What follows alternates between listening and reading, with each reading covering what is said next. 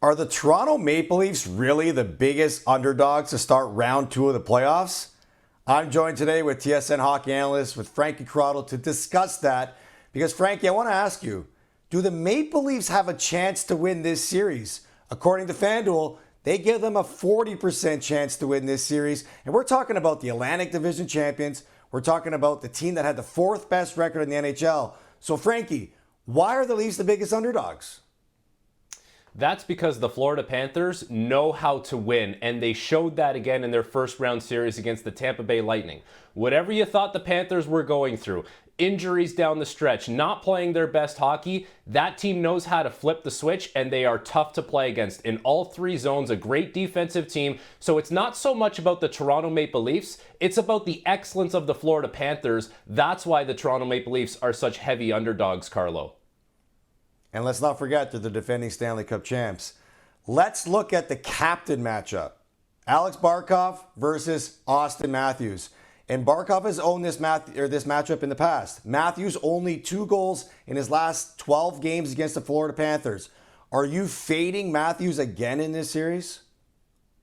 I'm not fading Auston Matthews because Matthews can play with Barkov, but there's something about the Panthers as a group. When you have Barkov and you have his line mates and you have the depth of that team that allows Barkov to really hone in on a matchup because there's so much offense around him. But Auston Matthews is a very capable player. If he finds a way to create some kind of separation, he needs to be opportunistic and score on the chances that he does get. That's something that's eluded him in the past, but I'm not necessarily fading Auston Matthews. This is going to be a great center ice matchup going head to head, Carlo.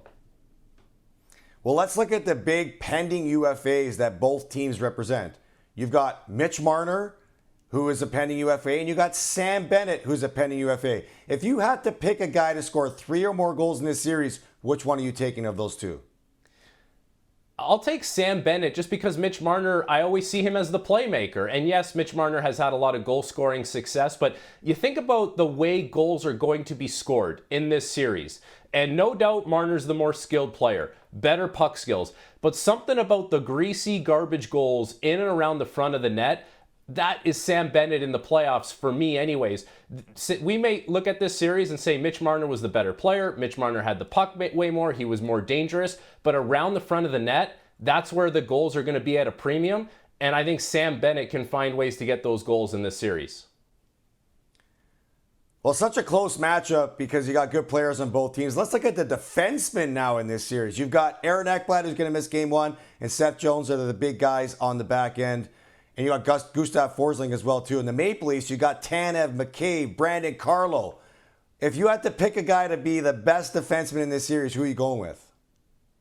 Okay, this is an interesting question because the best defenseman all around, offensively, defensively, what they bring to the table, I would say is Seth Jones. But if you want to talk about the best shutdown defenseman, that lives on the Toronto Maple Leafs roster, and that's Chris Tanev. So there's different elements as far as what these blue lines are going to bring. I think Toronto's blue line, on the whole, is better than the Florida Panthers' blue line. They have Oliver Ekman-Larsson slotted as a third pair defenseman, which is what the Florida Panthers had last year. The way the Leafs' blue line is constructed, it's deeper than it ever has been. But the one singular best defenseman has to be Seth Jones of the Florida Panthers. Yeah, I like the way both teams put together the defense score, and it's going to be fascinating to see this group of defensemen for the Maple Leafs try to shut down this Florida offense. All right, Frankie, let's put our brains together. Let's put together a same-game parlay for this game. I'm going to go first. I'm going to take the under 5.5 because this is the type of game that the Maple Leafs have been building for all season. Get comfortable in playing uncomfortable games. They're both got great goaltending, both play good team defense. Under 5.5 for this game. What plays are you looking at to put into that parlay? First of all, I completely agree with the under of 5.5. If everything goes according to plan for both of these teams, it should be a low-scoring series. What do I have? I have Matthew Nice, 2+ shots on net. He's a guy who's always around the front of the net, and he's not looking to distribute. He's looking to be a shooter, so I like Matthew Nice to get some shots. Brad Marchand, formerly of the Boston Bruins, who always beat up on the Toronto Maple Leafs. There he is playing for the Florida Panthers. I like him to get 1+ points tonight because he always finds a way to factor in a game against the Toronto Maple Leafs. And the Florida Panthers on the money line. Yes, I am saying the Florida Panthers find a way to take game one, set the tone in this series, and have the Toronto Maple Leafs coming from behind to try and win in round 2. 4 plays for a 4-play SGP pays 9-1. What a way to kick off round 2 of the NHL playoffs.